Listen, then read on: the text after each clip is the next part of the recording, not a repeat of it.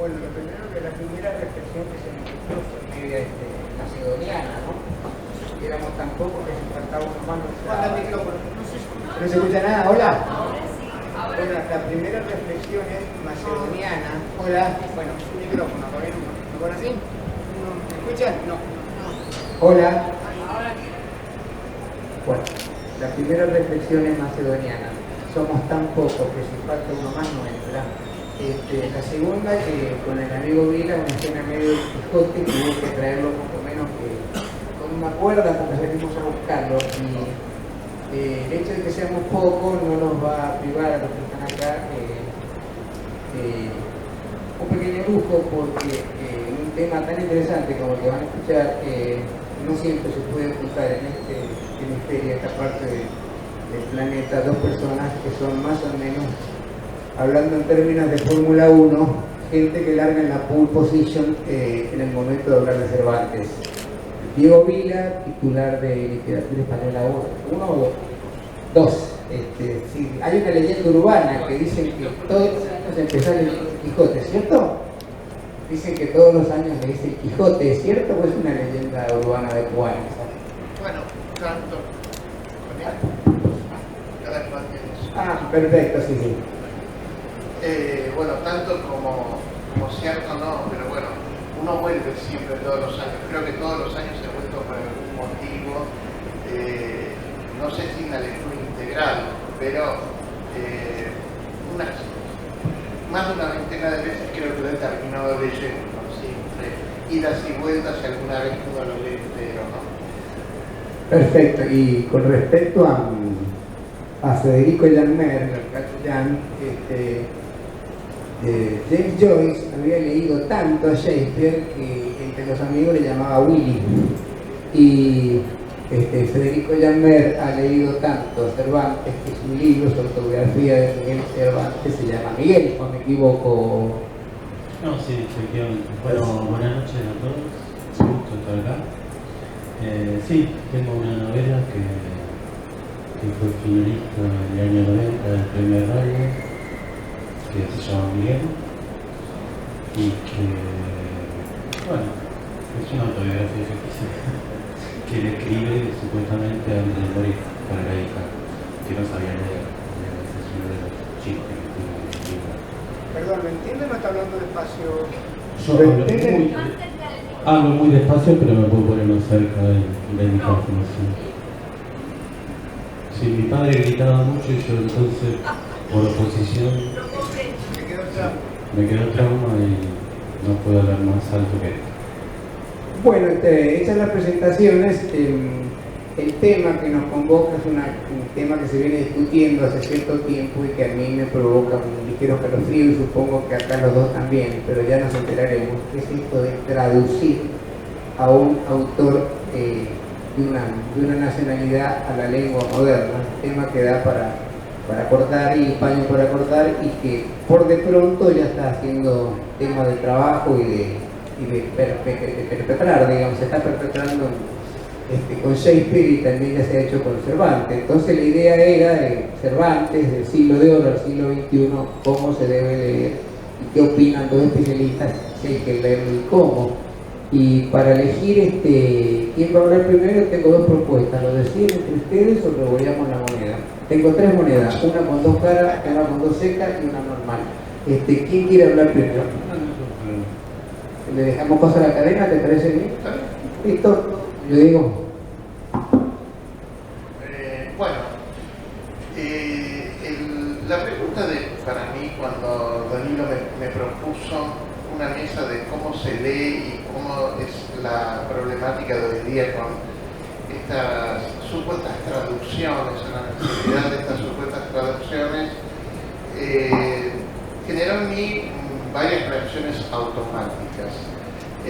La primera de ellas tiene que ver con la generalización con que se emplea el término traducción, ¿no?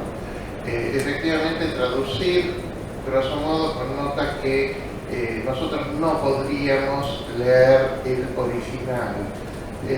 La traducción, en un sentido estricto, se se suele decir que es el pasaje de una lengua extraña a otra propia, ¿no? Es un movimiento, es una deriva de lenguaje. En el caso de El Quijote, que fue escrito entre finales del XVI y albores del XVII, esta necesidad de traducir, de pasar ese sistema lingüístico al sistema lingüístico del siglo XXI, por lo pronto no me parece necesario, y creo que gran parte de la polémica se organiza en torno a la idea de traducción, porque si bien es cierto que hay infinidad de adaptaciones, versiones,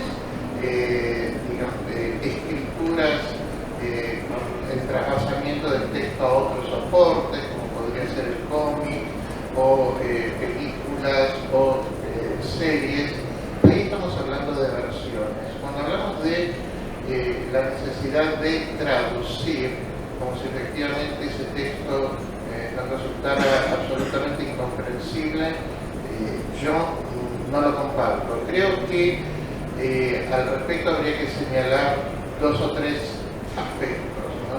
El primero de ellos es que todos los defensores de la idea de la necesidad de una traducción argumentan con una serie de preguntas que llevan implícitas sus respuestas, ¿no? Ellos sostienen, por ejemplo, que los jóvenes, así como una categoría universal y omniabarcadora, no entienden el Quijote. Entonces, necesariamente el problema está en el texto, ¿no?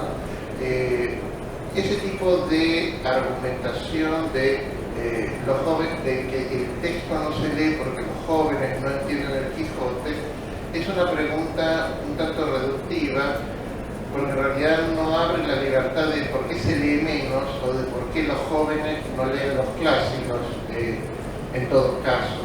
Por otra parte, es una focalización tendenciosa de los jóvenes, no solo los jóvenes, los adultos, la gente de mi generación, un montón de otras personas no leen o cada vez lee menos, ¿no? Entonces, en función de eso se monta una necesidad económica solapada, que es efectivamente hacer el texto que sí puedan consumir los jóvenes, ¿no? Ese texto que sí podrían consumir los jóvenes tiene que ser traducido. Lo que se está escondiendo aquí es que si en 1605 fue la gran batalla editorial por la fijación del texto definitivo de la versión académica, la versión pulida que hizo Rico con un montón de colaboradores, 2015 se está presentando, y sus estertores, no estamos en el 16, se está presentando como el momento en que se quieren instalar la necesidad de las traducciones, ¿no? No en vano, en este mismo año, dos escritores de reconocido peso en el sistema literario español contemporáneo han ofrecido sus versiones. Uno es Trapielo y el otro el mismo Pérez Reverte. La versión de Trapielo aparentemente resultaría más respetuosa del original, en tanto que la de Pérez Reverte es una adaptación que recorta el texto a la mitad, ¿no? Que esto tiene detrás un sinfín de intereses mercantiles se puede demostrar fácilmente porque en el último Congreso de la Lengua en San Juan, la Real Academia Española repartía la traducción de Pérez Reverte, ¿no? A partir de aquí uno puede, sin compartir efectivamente esa necesidad de traducir, uno puede hacer un sinfín de interrogaciones o de posicionamientos respecto de por qué un texto tendría que ser llano, ¿no? Por qué un texto tendría que resultar transparente como el agua, ser el ejemplo del mejor manual de instrucción explicaciones, que despejara todas nuestras dudas, cuando efectivamente lo que vuelve distintiva la escritura de literatura es muchas veces la dificultad, el desafío, la posibilidad de construir en la interacción del lector con el texto un espacio propio, un tiempo propio de vinculación, y que no necesariamente esto se garantiza por el vértigo o la llaneza. Muchas veces el desafío lo plantea una frase, o cuando uno se detiene y dice mira esto, o lo vuelve a leer, o repara cómo está escrito, es precisamente lo que muchas de estas traducciones intentan suprimir, ¿no? Con lo cual yo creo que se está avanzando hacia lo que es de alguna manera un sinsentido, ¿no? Pretender que una producción artística tenga la llaneza o la simpleza de un simple manual, un simple prospecto farmacéutico, bueno, que en realidad no lo son, claro, pero bueno, la expectativa de que ahí se jugara, digamos, el valor de la obra, ¿no? Y paradójicamente, estas mismas instituciones que preconizan el aplanamiento del arte son las mismas instituciones que legitiman todo lo contrario, el uso de un lenguaje afectado, rebuscado, para un montón de escrituras que no tendrían que ser ni afectadas ni rebuscadas porque conspiran contra la inclusión o la transparencia ciudadana, ¿no? He sabido, por ejemplo, que a nivel lingüístico hay un sinfín de polémicas culturales en un montón de países sobre el empleo del lenguaje llano en sentencias judiciales, en instrucciones administrativas, en, digamos, guías burocráticas, y ahí precisamente nadie se rasga la vestidura o dice tenemos que ser llanos, ¿no? Es decir, son contados los que combaten para que esa opacidad constitutiva del lenguaje desaparezca. Y en cambio, en aquellos lugares donde uno podría encontrar un sentido a la dificultad, un sentido que incluso a lo que se estereotipa como dificultad es harto problemático, ¿no? Ahí, por el contrario, son partidarios de una supuesta llaneza. Esa supuesta llaneza, por otra parte, es una llaneza hipócrita, porque es presuponer nuevamente que existe un único lector joven contemporáneo, ¿no? Que las dificultades que puede tener un chico en una barriada en Granada o en la mejor escuela de Barcelona van a ser análogas a las que tenga una escuela rural en el Impenetrable o un colegio nocturno en la Villa 11-14. Esta idea de que todos los jóvenes hablan igual es nuevamente una estrategia, digamos, imperialista, amparada en una lógica mercantil. Necesitan traducir el Quijote, versionarlo nuevamente en un supuesto lenguaje juvenil para afianzar un negocio de miles y miles de millones de dólares. No creo que esta polémica resista otro análisis desde lo estético, ¿no? Pero bueno, al menos esto para empezar y no para no acaparar y no dar un speech, prefiero oírlo a Federico y bueno, en todo caso pelearnos si no estamos de acuerdo, pero... Bueno, no, yo tengo que avisar, por lo menos, que yo tengo una adaptación hecha, o sea, que soy uno de los culpables de todo esto. Es una adaptación, no es ninguna traducción. Eso está claro. Otra cosa, ¿no? Sí, no, yo no sabía que íbamos a hablar de este tema, o sea, estoy pensando en voz alta. Lo que quiero decir es que a mí me encantó hacer esa adaptación. La hice en el año 2004 y se publicó en 2005. La hice, involucré, es una adaptación para chicos, pero que respeta varias cosas. Por ejemplo, están todos los capítulos, no hay ninguna aventura, ni ningún episodio, ni ninguna novela intercalada que se excluya, y eso viene de un complejo de la infancia, como casi todo lo que uno escribe. Yo leí en la secundaria El Quijote, supuestamente, y cuando tenía 16 años, creo que lo leí en el segundo año, tercer año de la secundaria. Cuando tenía 16, 17 años, me encuentro con el verdadero Quijote. Y en realidad yo había leído una edición de Capeluz que aparecía, creo que 3 capítulos, 4, y yo había creído que lo había leído. Entonces, por ese complejo quizás acepté hacer esa adaptación. La pasé muy bien, porque además fue un momento de encuentro con mi hijo y todos sus compañeros de escuela. Ellos estaban en 4º grado y ellos me ayudaron a elegir las palabras con las cuales yo hice esa adaptación. Ahí descubrí que por la influencia de la televisión mexicana, venezolana, no sé de dónde, ellos conocían bastante más palabras del Quijote que un argentino adulto contemporáneo, y fue muy divertido descubrirlo, fue muy divertido cómo trabajaron ellos, cómo se involucraron en el proyecto, y yo conseguí cosas con ese libro, además de algún dinero, porque todavía se vende y en eso tenés razón, o sea, las editoriales son industrias y quieren vender libros.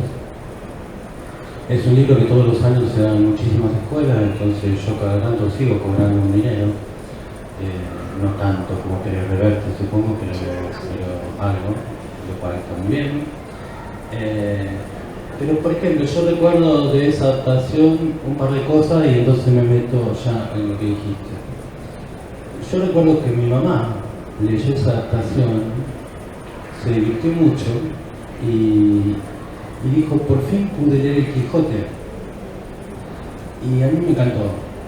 Mi mamá tiene muchos años y me encantó que esa adaptación le haya permitido conocer algo del Quijote, no leer El Quijote obviamente, pero conocer algo del Quijote. O sea, una persona bastante adulta. Y después me pasó una vez en un programa, no voy a dar el nombre, pero me invitaron a un programa de radio. Yo había sacado una novela en el año, creo que debe haber sido un par de años después de esta adaptación, en Radio Municipal. Y estaba con otro escritor bastante conocido, que cuando terminó el programa nos fuimos caminando y me reconoció que él había podido leer El Quijote gracias a mi adaptación. Entonces, yo lo que creo es que yo no voy a leer la traducción de Pérez Reverte, ni la de Trapielo, prefiero leer el libro, me encanta. Todo lo que son dificultades para uno que escribe o para uno que le gusta leer, son alegrías, porque cuando hay dificultad, uno tiene que buscar cómo salir de esa dificultad. Entonces cuando uno no comprende algo del Quijote, tiene que ir a buscar a ver cómo salgo de este problema que tengo. Y eso es algo que yo no me quiero perder, pero digamos que yo no me la quiera perder, no significa que no haya gente que, si no hubiese estos artefactos medio extraños, por ahí no se acerca nunca al mundo de Cervantes, y yo creo que está bueno que se acerque como sea, ¿no? Ya se verá. Por ejemplo, una de las grandes ilusiones que yo tengo es mi hijo con sus compañeros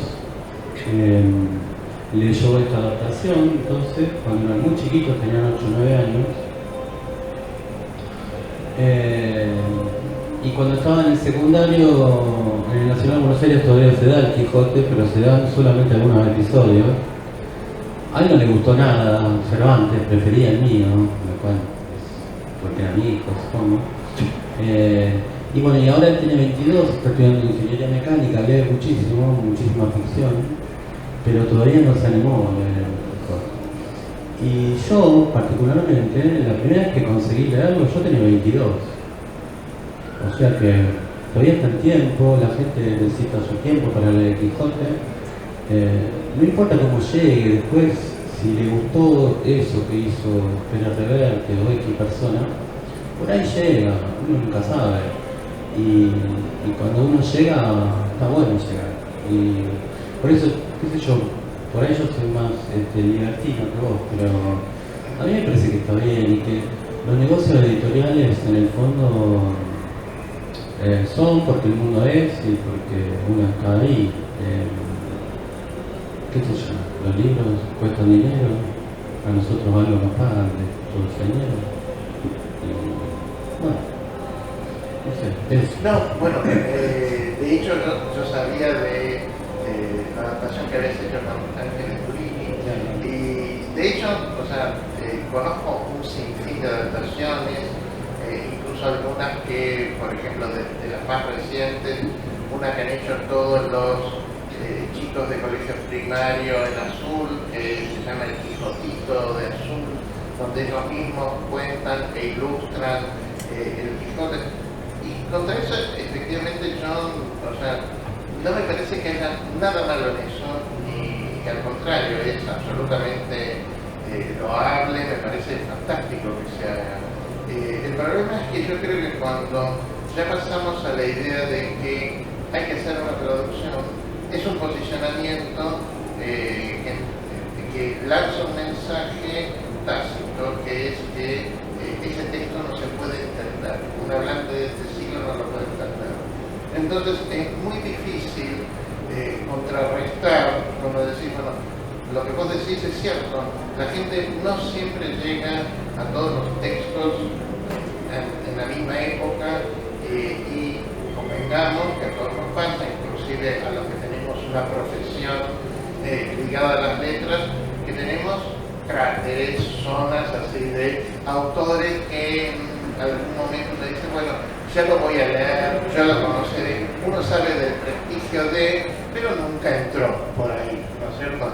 Es medio imposible pensar que todos los chicos, todos los jóvenes, toda la gente que tiene 25 o 30 años tendría que tener todo leído.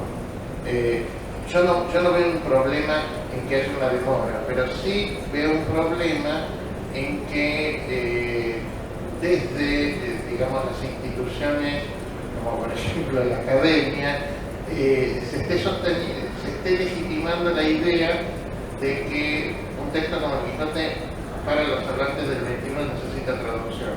Si en España no lo leen, el problema es otro. Sí, yo estoy completamente de acuerdo con Diego, en el sentido de que la literatura es uno de los pocos artes y cuestiones culturales complejas que quedan. Y ese es nuestro gran lugar. A mí me encanta ser a un ámbito complejo, en un mundo que tiende a la facilidad. Eso es algo encantador.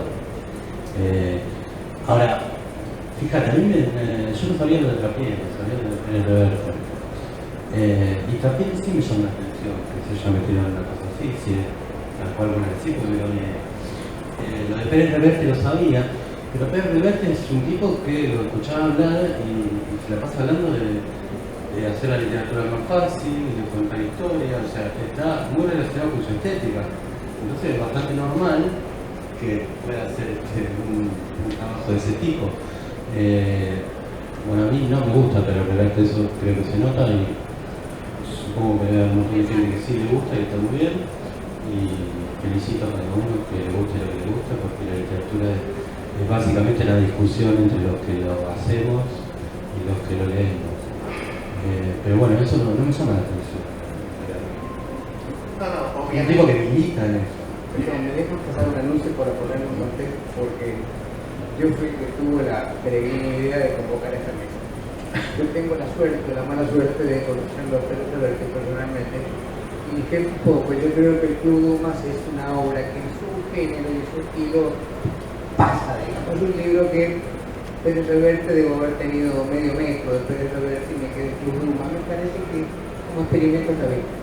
Y tuve la malhadada suerte de conocer al señor Trapié en vivo y en directo, y por eso propuse esta mesa, porque cuando Trapié lo hablaba de que él iba a traducir el Quijote en una cena con un editor madrileño del año pasado, a mi señora y a mí casi se nos cayeron los dientes. Yo le dije a Andrea Menard y no acusó ningún pacto, siguió hablando, Y si nosotros decimos que cuando alguien acá soberbio está arriba del caballo de bronce, Trapilo llegó más lejos, estaba arriba del clavileño en Quijote, porque estaba realmente perdido, pero muy, muy en la altura, y no estaba perdido, estaba en tierra y lo estaban engañando porque estaba subiendo, porque él hablaba que iba a traducir Quijote.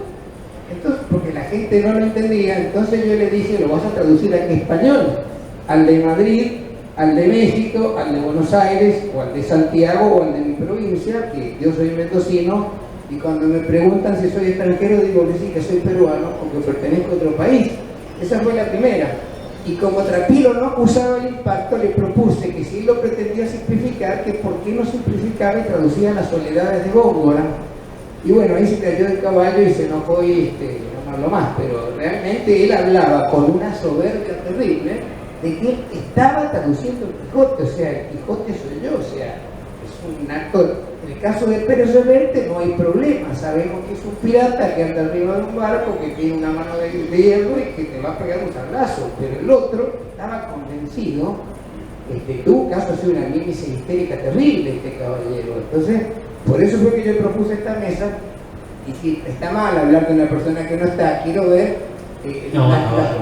la soberbia y el proyecto editorial que hay detrás de esto, porque realmente estar en una reunión de académicos de la Complutense, donde todos están hablando de un cierto nivel, y de repente lo miran a este caballero que dice, yo soy el traductor de Quijote, admitamos que es un impacto un poco fuerte, ¿no? Esa fue la interpolación como para que ustedes sepan más o menos cuál es la historia, pero sorprendió, por si quieren, que suerte.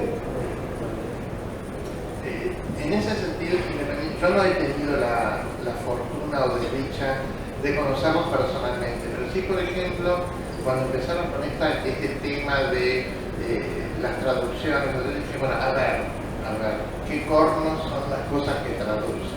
O sea, ¿cuáles son los pasajes? Bueno, algunos, ¿no? Primero es el original, después es la versión de Trapilo. Pues yo le tengo en italiano, dijo el barbero, mas no le entiendo. ¿Cómo lo traduce? Pues yo lo tengo en italiano, dijo el barbero, pero no lo entiendo. Cambia el le por el lo. Wow. Después en otros, por ejemplo, en la primera oración, una olla de algo más que vaca que carnero, salpicón las más noches, duelos y quebrantos los sábados, lentejas los viernes, algún palomino de añadidura los domingos, consumían las tres partes de su hacienda. ¿Cómo lo traduce esto? Consumían las tres partes de su hacienda, y ahí sigue, o sea, invierte el orden, ¿no? Verbo objeto, objeto verbo. Bueno, a ver, si esto es lo que necesita traducción, estamos en problemas, porque entonces todo necesitaría traducción. Y me parece que a la par de este tipo de casos concretos,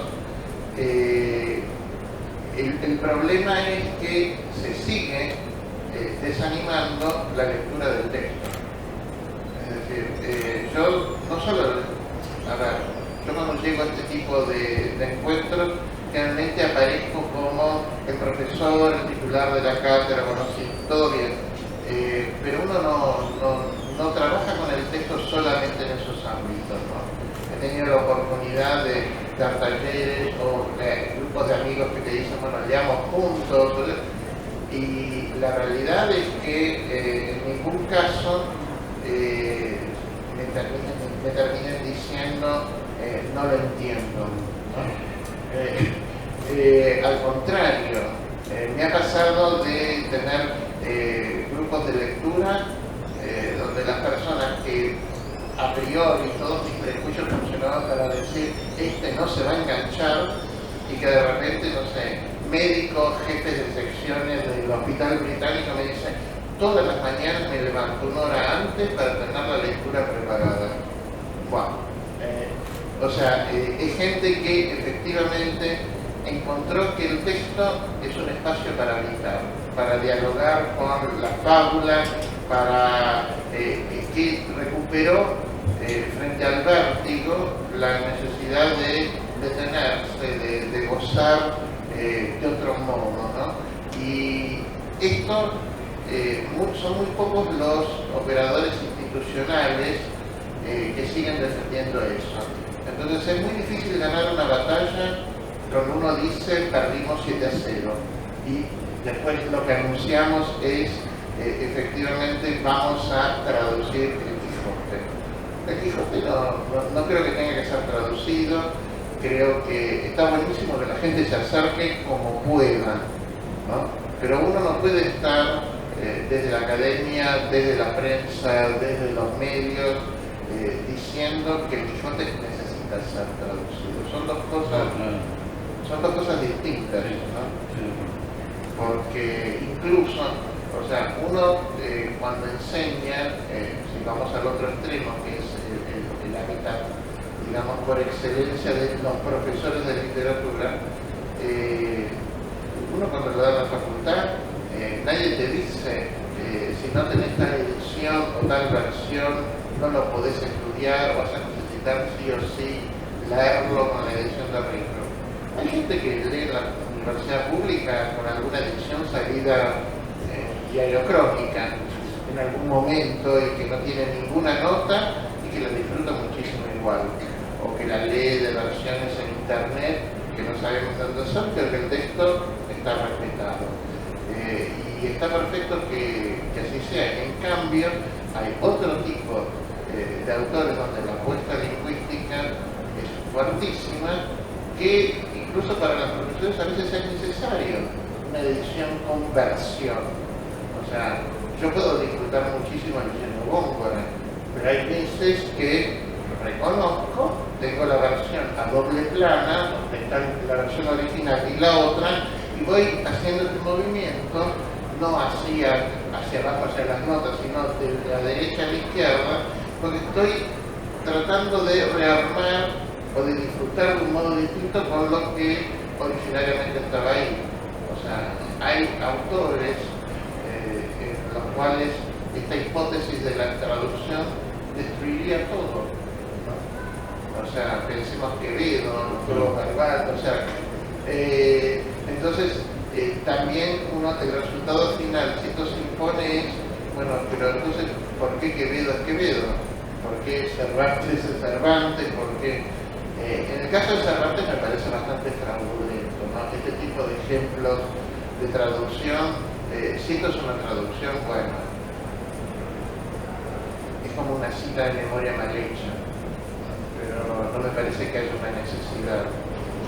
Pero bueno, más o menos va por ahí. Me preocupa como lector y porque soy una persona terriblemente prejuiciosa porque soy librero. Entonces, cuando un amigo me pregunta si he leído la última novela de Vargas Llosa, le digo que todavía no he leído el Ariosto, el Orlando Furioso de Ariosto, la última novela de Vargas Llosa, puede esperar unos 30 años todavía, ¿no? La pregunta es necesario que la gente lea el Quijote? ¿Por qué esa compulsión de traducirlo para hacerlo más leído? O sea, todo el mundo sabe como lector que al libro llega de muchas maneras, porque lo quiere leer, porque se le apareció en la biblioteca, porque una nota me lleva a algo, porque un reportaje me lleva a leerlo, y a veces el libro desplaza a uno que está leyendo porque ocupa el lugar de interés. Yo me empiezo un libro, lo dejó de leer y lo retomó 10 años después. Ahora, ¿por qué este planteo espurio, digamos, de que es necesario que la gente lea el Quijote, que sería la fundamentación imperialista, digamos, el incidente del Golfo de Tonquín para atacar Vietnam, de que la gente tiene que leer el Quijote porque no lo entiende, por lo tanto se lo vamos a poner en un lenguaje accesible?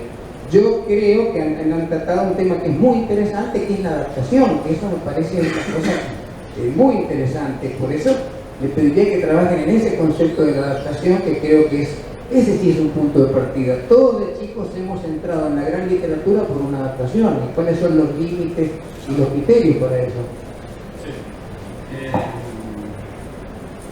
Sí, yo me acuerdo yo por ejemplo, a las 1000 y una noche, leí una adaptación a los 7 o 8 años, me encantaba, y leía todas las veces que podía.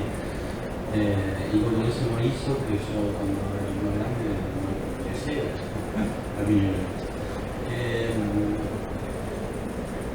Si es necesario leer el Quijote, creo que lo necesario en la vida es comer, tener una casa más o menos digna, no sé, ese tipo de cosas. No creo que sea necesario leer el Quijote. Supongo que son necesidades de más o menos lo que dijo Diego, ¿no? Hay una industria atrás que sí necesita dar de comer a mucha gente. Entonces, bueno, ahora está justo los 400 años y supongo que después van a pasar 100 hasta el 2105, hasta que se cumplan los 500 años, que ahí ya no lo vamos a veremos. ver, No lo veremos. eso va a ser tremendo. Y ahí van a aparecer 50 millones de cosas. Necesario, yo, digamos, como lector incluso, no sé si es necesario leer el Quijote. Yo leía muchísimo desde chico y al Quijote recién lo pude leer a los 22, como dije antes. ¿Por qué lo leí? Bueno, porque se me ocurrió ser escritor y entonces una tía mía que era licenciada en letras me dijo que era muy malo lo que yo estaba escribiendo. Y entonces me preguntó si leer el Quijote y le dije que no. Y me dijo, ¿cómo se te ocurre que podés escribir en castellano sin leer el Quijote? Y ahí sí hice el esfuerzo, lo leí por primera vez. Y claro, y comprendí la verdad de eso, ¿no? Evidentemente no se puede intentar ser escritor en castellano sin leer el Quijote, es una locura. Ahora, no toda la gente quiere ser escritor, y no toda la gente quiere leer todas las cosas que hay. No me parece que sea necesario para una persona que tiene la suerte de ser más normal que yo, que sea necesario eso. Sí me parece que la gente que no lo lee se está perdiendo algo, pero yo también no hago un montón de cosas que seguro me las estoy perdiendo. Qué sé yo, en este momento por ahí yo estaría viendo el partido de Racing, que está jugando, capaz que va perdiendo, yo me lo estoy perdiendo, y no lo sé. Todos nos perdemos cosas. Por suerte yo el Quijote no me lo perdí, pero bueno, entiendo. Sí, bueno, además, apoyando tu idea, ¿no? Bueno, incluso hablando propio contra de los propios intereses, ¿no? Yo tampoco creo que sea una cuestión de vida o muerte leer el Quijote. De vida o muerte es poder vivir, poder mantenerse, comer, como decías muy bien. Creo que en todo caso sí me parece importante que las sucesivas generaciones y la propia conserven el gusto o el placer de la lectura. Que lean, así lean Bolívar, el último bestseller, o Crónica. O una novela mía que acaba de salir que la recomiendo. Lean lo que lean. Exacto. Me parece que el debate no está, no hay que colocarlo en que hay que leer tal obra, sino que en todo caso hay que leer, hay que conservar la capacidad de reflexionar con un texto escrito, de pensar, de darle sentido, o sea, de hacer un consumo activo. Yo, por ejemplo, a mi hijo a los 11 años se peleó con los libros de repente, ¿no? Entonces empezó a decir cosas que nunca iba a leer todos esos libros que yo tenía. Y estuvo 3 años en los cuales yo no le dije nada. O sea, jamás le dije apagar la tele y el libro, o sea, no. Y a los 14 volvió solo otra vez, y ahora lee un montón otra vez. Y, digamos, cuando uno tiene cerca a alguien que le gusta leer, es muy fácil que lea. Ahora, cuando uno nunca jamás vio en su vida leer a nadie, sería una cosa realmente increíble que alguien quisiera leer. Y hablando de eso, ¿no? Yo me acuerdo haber leído un informe de la UNESCO del año 99 de Argentina, que solamente el 8% de los chicos de escuela primaria de Capital, que se supone es el lugar más con mayores oportunidades de estudio, había visto leer a su padre algo alguna vez. Algo, el diario o algo. El 8%. Entonces, cuando se dice, los chicos no leen, los chicos no leen porque los grandes no leen. ¿Qué leen los grandes? temática que feminísticamente hayan podido explorar, ¿no es cierto? Entonces, el problema no es que lean el Quijote, el problema es que la gente haya dejado de leer, es otra cosa. No, y acá, qué sé yo, tampoco es natural que a la gente le guste el fútbol. Uno supone que es natural porque a todos los varones les gusta el fútbol, pero es porque tu papá veía fútbol, entonces es contagioso. Ahora, yo me acuerdo una vez me invitaron al...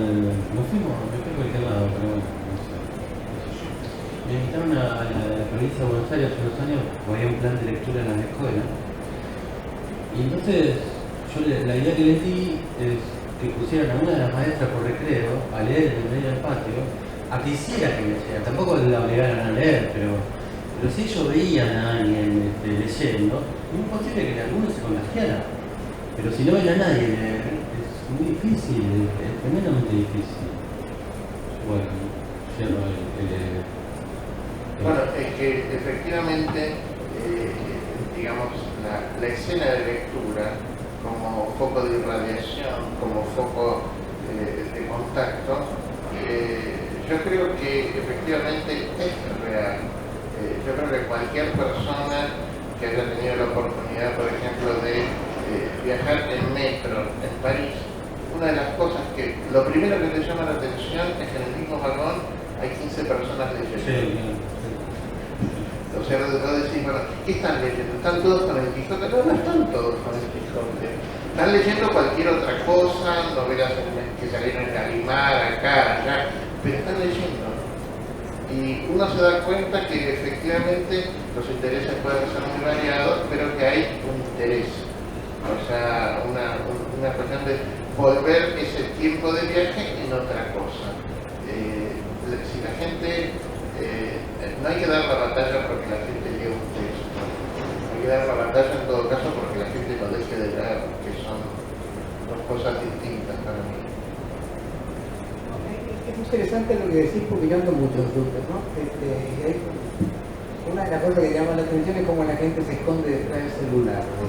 Se saca. Y la otra mitad se esconde leyendo. Lo digo por librero y me llamó siempre la atención.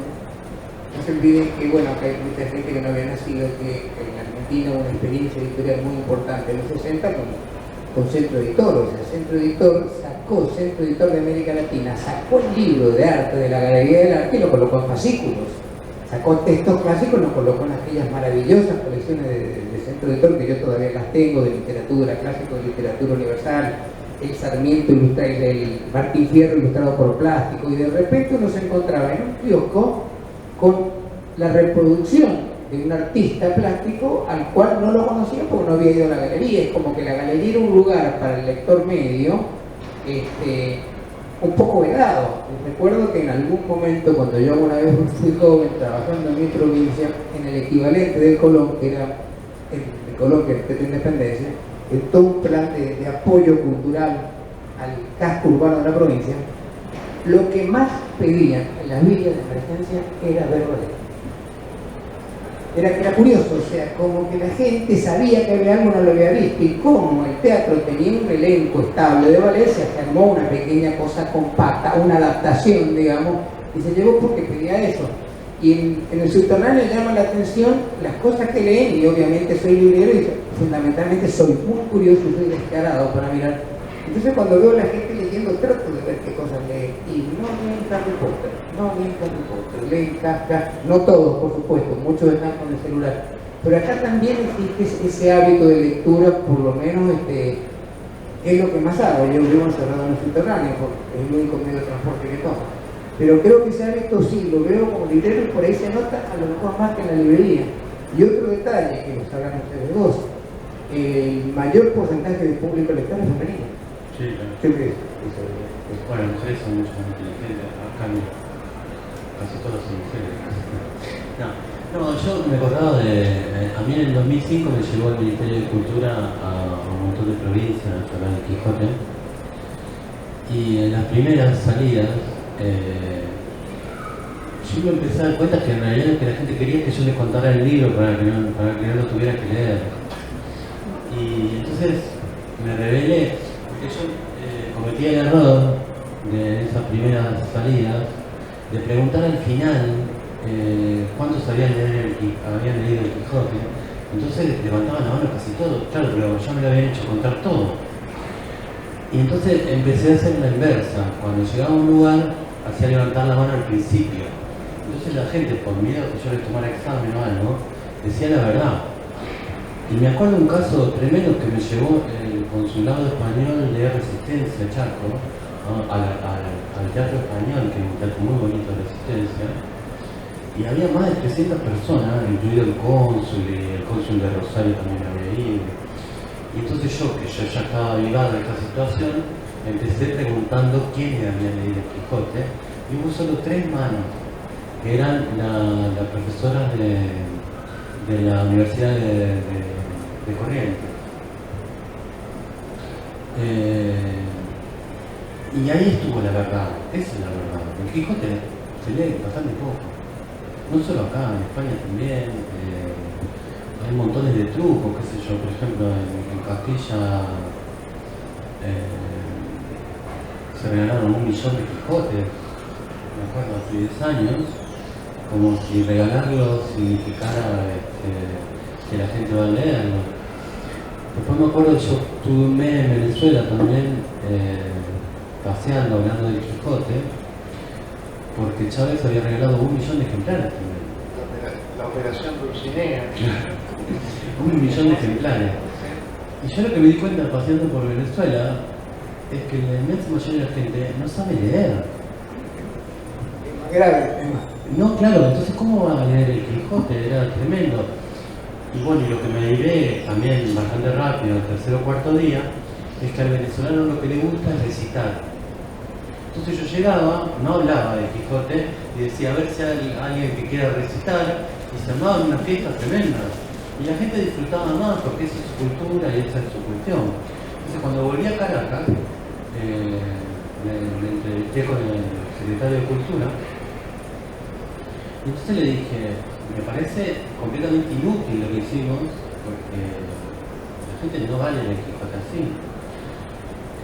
Entonces yo lo que les propuse es formar a 20 o 30 personas en la lectura del Quijote y que ellos funcionaran más cercanos a esa gente y que pudieran producir talleres que duraran bastante más que un día. El Quijote es imposible decir algo en un día, hoy acá mismo es imposible. Bueno, me juraron que me iban a llevar para dar ese taller, nunca me llamaron. Entonces, además de todo lo que tiene que ver con la industria del libro, también hay mucha política en todo esto. Y bueno, el Quijote no deja de ser el libro fundamental de la hispanidad.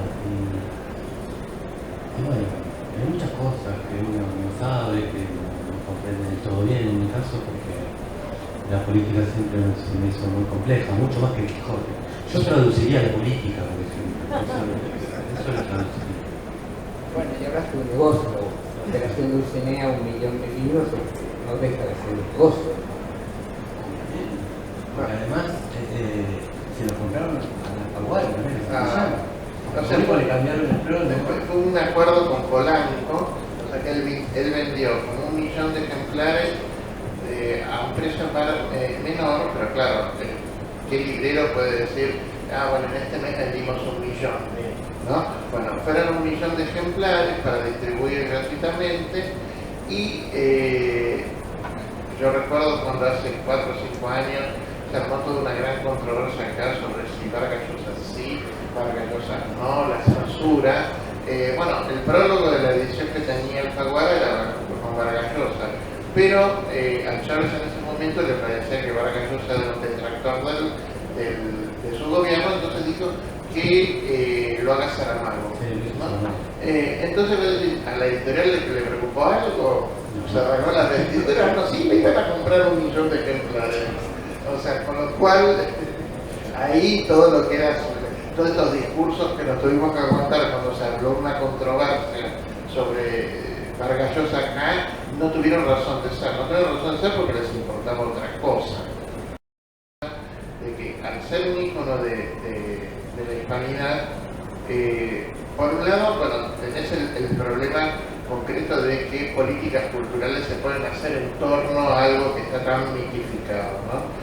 hacer políticas culturales en torno a un texto que la gente no lee, ¿no? Algo semejante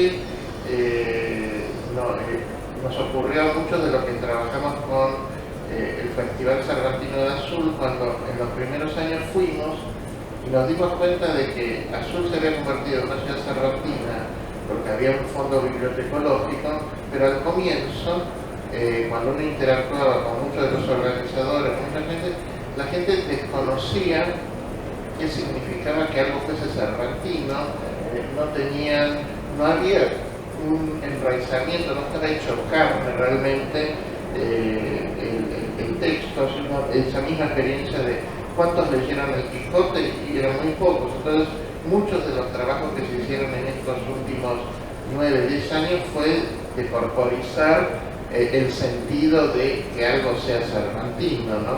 Porque si no, hacer festivales, conmemoraciones, la elección de Miss Dulcinea, cualquier cosa, estos títulos delirantes son todos mancheros sexistas, ¿no? Mi creatividad no es tan grande, pero si uno va a España y un montón, todo el tiempo están con este tipo de festejo, como si el mejor tributo que se le puede hacer a Cervantes es todo lo para cervantino. El mejor tributo siempre es leer. Y una de las cosas que cuando pensamos en esta aferrarse tanto a un mito y a un texto que ya tiene 4 siglos, una de las cosas que tampoco se está diciendo es que efectivamente este exceso de atención al Quijote oculta un vacío claro en la escena internacional, que es que la literatura española está desapareciendo en la contemporánea, me refiero, en contextos de competencia, en ámbitos de formación universitaria, frente a la latinoamericana. O sea, cuando uno va a las universidades extranjeras, ya nadie lee ningún autor español del siglo XX. O sea, creo que lo último que puede llegar a existir, por ejemplo, Lorca o algo por el estilo. Los autores hoy día que están escribiendo en España no son conocidos, entonces hay una sobrecompensación del propio déficit actual. O sea, las grandes narrativas realistas del fin del XIX, los grandes prosistas que en algún momento tuvieron, hoy no están sabiendo conquistar un mercado global, no están sabiendo hablar a un público muchísimo más amplio que el del propio Danubio.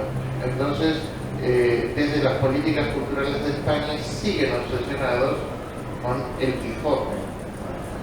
Bueno, de hecho, el equivalente... Me acabo de acordar. Yo estuve en Barcelona un mes, pues presenté Rabelais. Y lo lindo que tiene el Quijote, creo que es bueno para decirlo, que por ahí no hay mucha gente que lo lee, pero es imposible que alguien que lea el Quijote no se enamore de ese libro. Yo estaba en un bar, conocí a un poeta, y el tipo lo habían leído tantas veces como yo, son muchas, no sé cuántas, pero en la última se había tomado el trabajo, porque yo no sé qué hacer con el Quijote, pero tenía que leer otra vez, de contar cuántas veces había caído el Quijote de Rocinante en cada parte.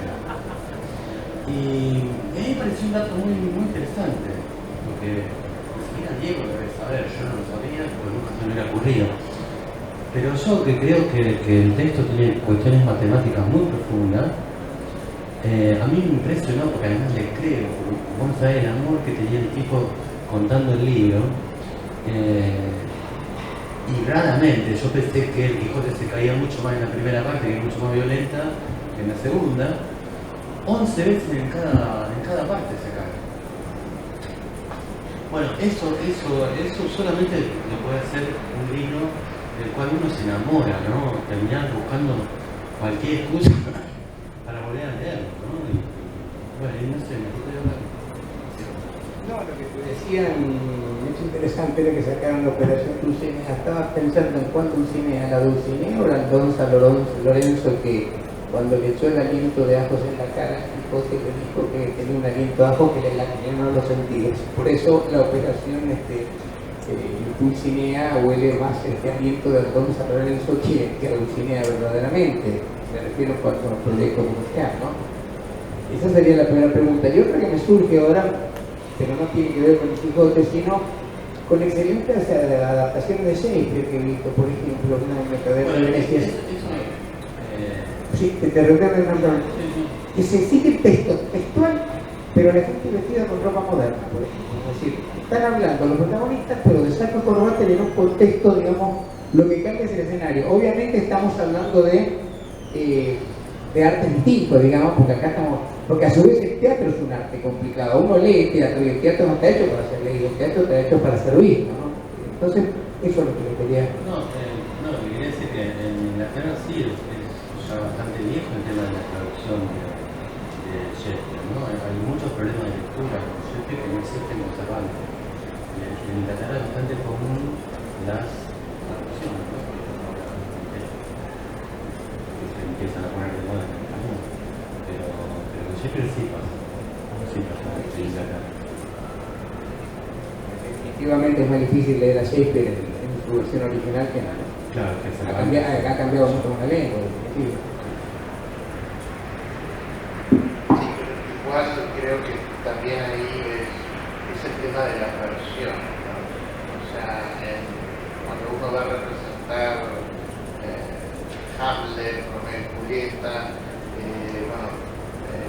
es la puesta en escena de hoy día, entonces necesariamente ahí sí hay una conjugación real, ¿no? Entonces uno está muy habituado, uno lo que ha visto del espectáculo de cualquier obra de teatro de 4 siglos atrás es la puesta de hoy día, la puesta en el momento que uno la ve. O sea, que esto es independiente de cómo haya sido escrito el texto, y uno puede entender que a veces para el efecto del espectacular, el ritmo, si el teatro es en verso o no, bueno, ese tipo de cosas puede ser necesario que fuerce algún tipo de adaptación, también por el tipo de intérprete con lo que se trabaja, ¿no? Pero igual incluso yo recuerdo haber asistido a ver puestas en el Cervantes de teatro en verso, y de repente uno decirle a un colega con el que iba fantástico el verso, y la persona nunca se había dado cuenta que era el verso. Entonces, en los procesos de adaptación también hay muchísimos cuidados u observancias arqueológicas que tampoco terminan teniendo mucho sentido, ¿no?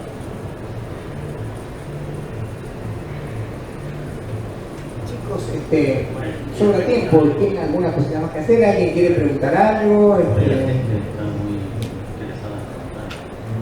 ¿Alguien tiene alguna? En mi vida privada no voy a hablar. Además, Yo quería hacer una pregunta, pero tiene poco que ver con, digamos, sobre una traducción. Yo he leído el Quijote de Mujica, la primera parte, y siempre me interesó mucho. Y también me interesa mucho la lectura de Vladimir Nabokov. Y leyendo el libro de Nabokov sobre el Quijote, que es bastante crítico y dice que critica la falta de humor, que dice que todo el mundo lo ve humorístico y él no lo ve. Yo después me enteré que había leído por supuesto un montón de traducción, una traducción inglesa, que no sé cómo será, pero realmente yo entiendo que la lectura del humor de Cervantes está mucho en el estilo. Y justamente cuando hablan de una traducción, porque realmente van a deformarlo. Yo no sé Pérez Reverte lo que habrá hecho ni que otro señor que menciona algo, pero deben ser cosas atroces. Es decir, porque la gracia de la lengua está en el humor, que solo en el prólogo de la primera parte. Entonces, es muy difícil entenderse a traducir. ¿Qué pueden hacer con el estilo, digamos? No entiendo cómo pueden. yo lo primero que te quería contestar, antes que contestarte todo lo demás, que seguramente sí para Diego, es que te anime a la segunda parte, que es mucho mejor. ¿Por qué leíste solamente la primera? No, bueno, le leía mucho cuando era chica, claro que la segunda parte Sí, no, totalmente de acuerdo. Está perdiendo lo mejor. Bueno, la prometo que fue, pero ahora soy vieja, digamos. Pero cuando era chica era inteligente, era muy chica cuando leí. Y claro, la primera parte, en realidad no es que no la haya leído. Llegué a la segunda parte, pero siempre volví a la primera y la releía. Porque claro, tiene mucho más movimiento, tiene mucha más aventura y para un chico. Yo era muy chica. Claro, eso es verdad. Sí. Por eso la leía, digamos, la segunda parte se presta mucho más para la reflexión, para repensar, para el cosas. Es verdad. Ahora, a mí siempre me preocupa este tema porque el Nabokov, aparte de ser insoportable, es muy inteligente, y aparte escribe muy bien. ¿Y por qué tenía esa postura tan crítica frente a una obra? Bueno, ahí hay muchas cuestiones, ¿no? Bueno, yo voy a decir algo. Sí. A mí me encanta Nabokov, me encanta Borges, me encantan un montón de escritores. Si te fijas, Borges tiene algún ensayo muy laboratorio hacia el Quijote, y algunos no. Ahí depende, ¿no? Del momento que lo agarra Borges. Ahora, si vos lees a Borges, evidentemente Borges leyó muy bien el Quijote y como buen borgiano que era, nunca dijo la verdad. Siempre habló de Chesterton, de tal y cual, y jamás dijo de dónde había sacado todas sus cuestiones especulares, por ejemplo. En el caso de Nabokov es bastante parecido. Si uno lee Pálido Fuego, es muy difícil no mezclarlo con el segundo Quijote. Es muy difícil. Entonces, digamos, hay toda una generación de escritores del siglo XX. En Argentina nosotros somos más querendones y por ahí todavía quedan, que no dicen la verdad sobre lo que les gusta, quiénes lo influyeron y quiénes no. Y bueno, eso es tarea del lector. Perspicaz, darse cuenta, qué sé yo. Claro, hay muchos escritores que le da mucho miedo que lo descubran, ¿no? Que digan, ah, está robando de acá o está robando de allá. En realidad todos los escritores robamos porque, digamos, no se puede escribir sin leer. Y obviamente leyendo uno tiene influencia, cosas que van quedando en uno, algunas son conscientes, otras no. Pero en estos dos casos, de Borges y Nabokov, es clarísima la influencia de Cervantes sobre ellos. Me parece. Sí, no. Y además que, por otro lado, uno se tiene que preocupar porque a tal no le guste. O sea, la inquietud es perfectamente válido que uno diga, bueno, ¿cómo esto que a mí me gustó tanto? Este autor me gusta tanto y además me sale con los tapones de punta contra Cervantes. Sí, efectivamente todo el mundo sabe que las lecturas de Nabokov sobre el Quijote tienen la prioridad de que transmite que no le gustó, que es otra cosa de lo que él después termina haciendo. Y efectivamente uno también a veces tendría que preguntarse, bueno, cuando él diseña esos cursos de literatura, ¿qué tipo de valores o de aspectos quiere rescatar de lo literario? Que quizás no funcionan en sintonía. O sea, esta idea de que existe un canon que es inamovible y que es para todo, ¿no? Yo no la comparto mucho. Creo que uno puede hacer sucesivos e infinitos cánones porque hay sucesivos e infinitos recorridos posibles. Afortunadamente la literatura es muy amplia y es como un coto de casa libre para todos, ¿no? Entonces uno tiene que aprovechar eso, ¿no? Cuando usted dice, por ejemplo, para mí, ¿cómo se puede traducir? Porque la comicidad depende mucho del lenguaje, depende mucho de eso. Yo eso lo puedo compartir, que hay muchos aspectos que dependen del lenguaje. Sin embargo, por ejemplo, a mí la comicidad que me resulta increíble en el texto siempre es que me parece que es un adelantado del absurdo. O sea, que hay infinidad y que eso, por ejemplo, es estructural, ¿no? Es como ciertos planteos estructurales de manejo de argumentos, de encastres de argumentos, de cómo se hacen operar ciertos enunciados, que no tiene que ver con el detalle puntual de una palabra, son absolutamente cómicos. El Quijote es de esos pocos libros que también uno puede soltar la carcajada fácilmente, ¿no? Incluso releyéndolo, aunque se conozca el argumento, ¿no? Entonces, no todos tampoco encontramos la diversión en las mismas parcelas, eso no nos tendría que inquietar tampoco, ¿no? Lo que sí uno puede ver es que efectivamente cuando uno se puede reír o cuando uno puede gozar es porque hay un pacto, hay un compromiso de lectura sólido, ¿no? Existiendo eso, para mí lo demás es accesorio, ¿no? Tengo una pregunta sobre lo que dijeron, a ver ustedes corríjanme que son los cervantinos. ¿Cervantes no hace lo mismo en el viaje del Parnaso? ¿No arma un mapa de preferencias y de no preferencias en torno a la literatura española? Es decir, las polémicas de Quevedo con Góngora, la canallada que hace Quevedo con Góngora, que compra la casa y lo echa. Es decir, ¿esos no son también sistemas de lectura de alguna manera un poco especiales?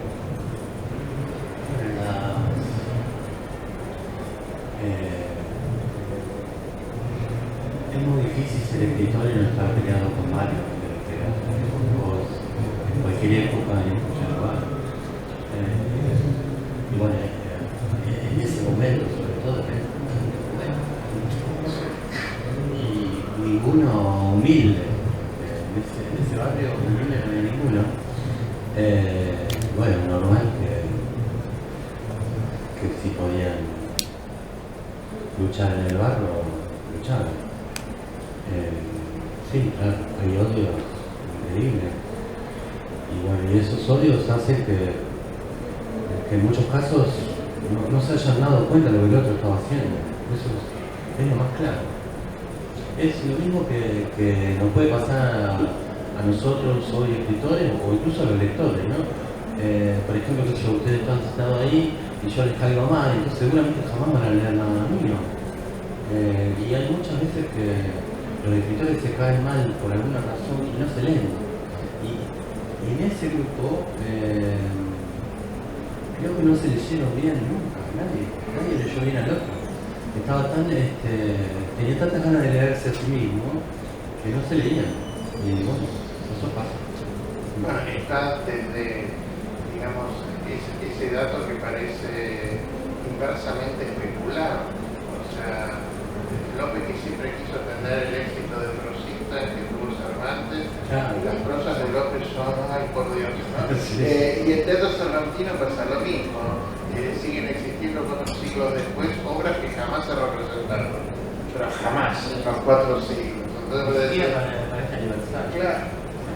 Entonces, esta cuestión de lo que se lee y lo otro, pero también esta idea de que efectivamente lo estético, lo artístico, se tenga que legitimar por el juego de las influencias o por el juego de las vinculaciones genealógicas, ¿no? A mí una cosa que siempre me dio mucha gracia en las presentaciones de ficciones, sobre todo en la poesía, muy común, cuando todo el cartel que publica tiene algo de Stevenson, algo de Chesterton, algo de tal, de cual, como si efectivamente los textos no pudiesen ser autónomos, ¿no?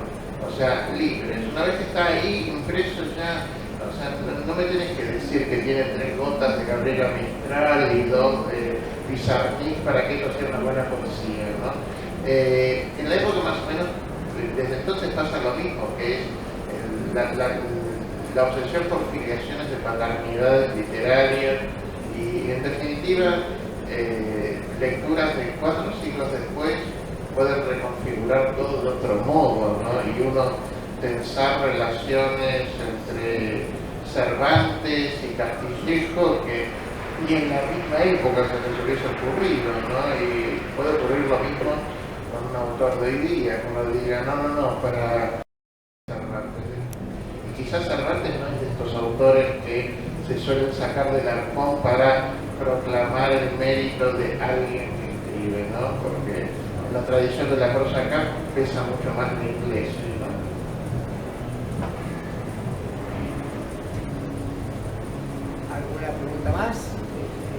¿Ustedes alguna cosa con la cual quieran cerrar el encuentro?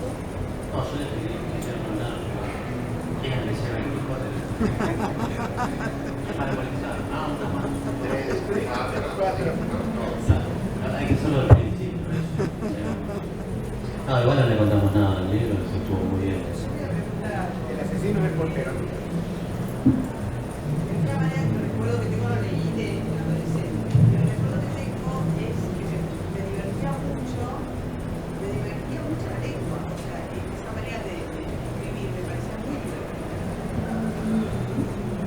Tal vez por eso me pude acercar y leerlo sin demasiado. Y seguramente habré entendido nada de lo que realmente es. Pero no será una manera también de acercarnos a los chicos a partir de ese juego con el lenguaje. Pero los chicos juegan mucho con el lenguaje. Ellos van modificando permanentemente la lengua. ¿No sería lindo desde dónde empezar a acercarnos a esta cosa del juego, del ritmo? Digo, no, por ahí no. Sí, yo en algún taller empiezo por este episodio cardiológico El vómito doble. y eso causa sus cosas. Sí. Sí, igual siempre hablamos de los pobres chicos, ¿no? Y a mí me gustaría decir que los chicos son los que más leen en Argentina. Aunque sea porque van a la escuela y porque tienen cada tanto que leen algo, son los que más leen. Entonces, yo creo que habría que cambiar esa óptica y empezar a preocuparse por los grandes, Los pobres grandes. por los adultos, empezar a hacer campañas. Tengo un padre que no lee. Claro, yo, esa vez que me ofrecieron eso, yo les ofrecí cambiar el eslogan y decir, si no querés ser tan pelotudo como tu padre, lee. Y no lo aceptaron. Pero bueno, no era malo, no era malo.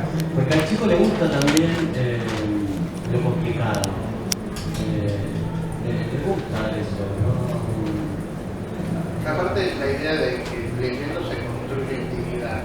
Un chico que es lo que no tiene, porque vivís con papá y mamá, la lectura es como la mejor estrategia para estar sin ellos, ¿no? Sin los hijos. Pero sí, esta obsesión por los pobres chicos. Los pobres chicos, mientras están institucionalizados en la escuela, todo el tiempo tienen lectura, sea de ciencia, historia, geografía, esto, aquello. Ellos son los que siguen leyendo. Lo que es más triste la posición a veces de los padres, ¿no? Que dejan de leer por ver intrusos o por estar hablando por teléfono, mandando mensajitos o peleándose en Facebook. A veces un libro es mejor que todo eso. Pero bueno. Bueno, vos decís es horrible de cambio, así que algo sabés de lectura y de quiénes leen y quiénes no leen. Bibliotecaria no soy, pero trabajo en la biblioteca. Claro. Bueno, sí, o sea, es más fácil, coincido totalmente, los chicos leen mucho más que los adultos, mucho más que lo que pasa es que leen totalmente diferente a la manera que ellos son. Ah, bueno, claro. Entonces parecería como que no. Y creo que sí, o sea, a mí me parece que se acercar a la lectura de muy leer es divertido, no hay duda que es divertido. Entonces creo que por ese lado, la escuela a veces, yo soy docente, creo que comete el error de la imposición de un texto. Entonces eso hace que el chico de alguna manera se retraiga y no acceda directamente a la institución. Pero el Quijote, mucha gente lo lee porque hay que leerlo.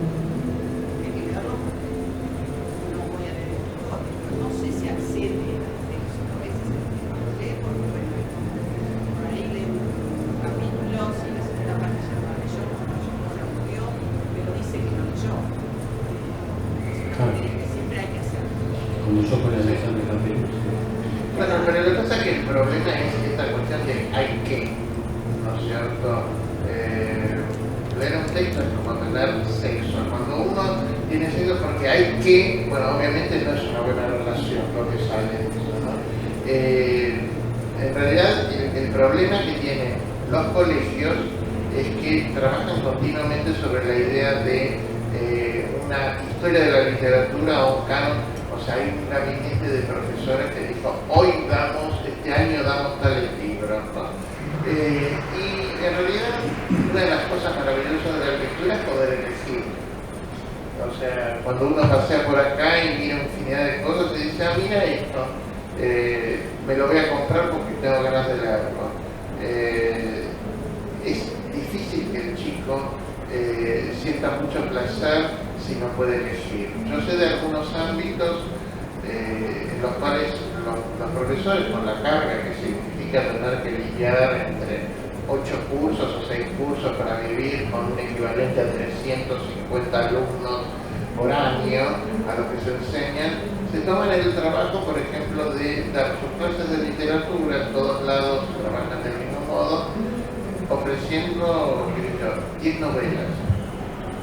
El profesor no les dice, tenés que leer Pedro Páramo o tenés que leer tal cosa. No, que el chico lea.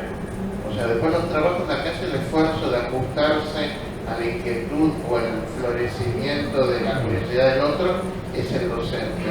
Porque si no, también es muy difícil desde el punto inverso. Convengamos que esto, si uno después lo baja a la situación real de trabajo docente, uno dice, bueno, es un apostolado, ¿no? O sea, lo hiciste 3 años con 400 alumnos y quedaste muerto.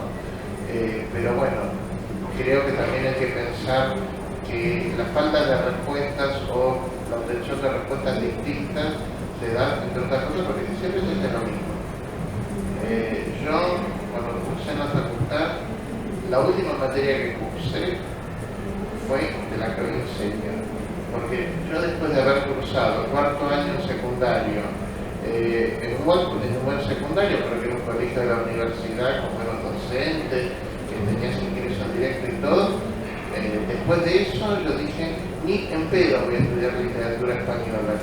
Se ve que después de 4 o 5 años de estar en la facultad dije, bueno, qué sé yo, este año dan el Quijote, bueno, puede ser que lo hagan. Pero yo estaba decidido a no cursar, porque generalmente estos dispositivos de obligación, o donde ellos te dicen, bueno, de la poesía lo que tenés que saber es de memoria, ¿no? Entonces te tomaban, por ejemplo, que recitaras tantos versos del mío, es un absurdo. Si eso es aprender literatura, creo que no va. Pero hay un recuerdo muy lindo de ese lugar. Yo tengo el recuerdo de haber visitado el así, y me parecía un recuerdo, no por tanto, por ese lado.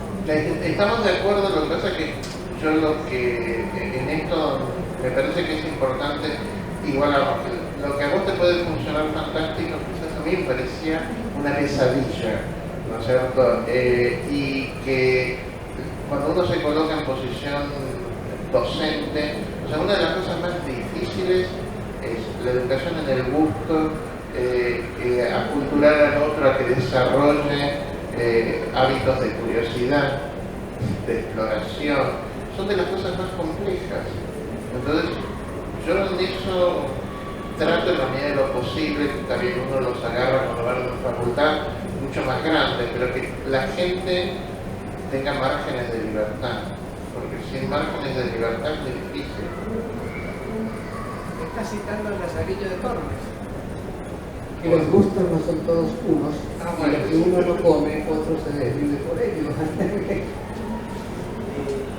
Y es casi como un final, es casi como un final cervantino, filosófico, no es que no como, ¿no? Me parece que hablando de comer estamos más o menos sobre la hora. No sé si estás más o menos contento o algo, o queda alguna pregunta. Me parece que el tema está más o menos. Agradecernos mutuamente por haber pasado este rato juntos.